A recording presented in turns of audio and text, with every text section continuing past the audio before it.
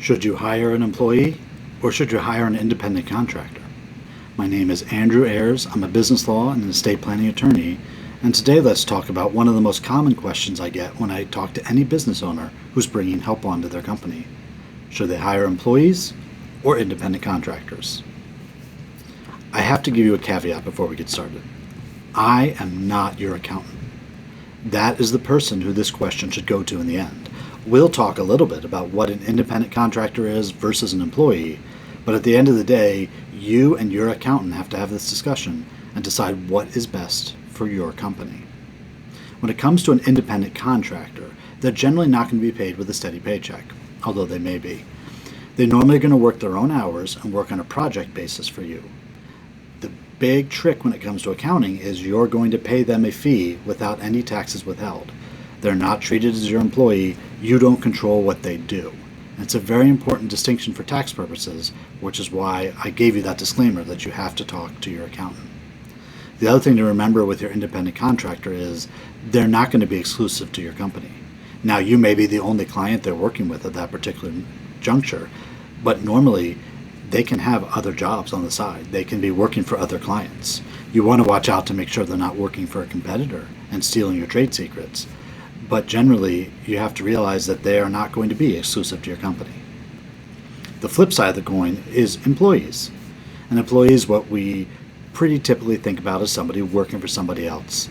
They get a paycheck usually every other week or twice a month. The taxes are taken out of it. You're paying taxes on their behalf to the government.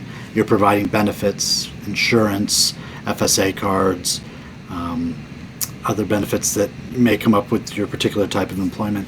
So you're going to be providing them much more. And at the same time, they may have an employment agreement, a non-compete agreement, and they will likely be exclusive to your company. However, recently I read an article where there are people who are working remotely and they're actually working full-time jobs for two different companies at the same time.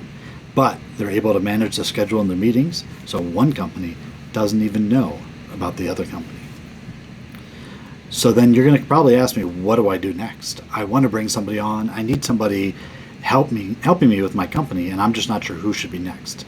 And that's where I'm going to tell you, go talk to your accountant. Let's look at your long-term goals. Where do you see your company going? Does it make more sense to hire an employee? Does it make more sense to hire an independent contractor? If it's just a quick project to redo your website, and after that you're not going to have a lot of online involvement, then probably an independent contractor is better. But if you need an assistant with you day by day, working all the time, then an employee is probably the way to go. Or if you're working in a shop with a physical location, you definitely would be looking at employees who are there working set hours with benefits and with taxes. So in the end, this is going to be your decision with your accountant as to what you want to do. This is not something that you should choose lightly and not something you should do yourself. So talk to the professionals, talk to your accountant, discuss what your vision is so that you can set up the right structure for you and your company, whether it's an independent contractor or an employee.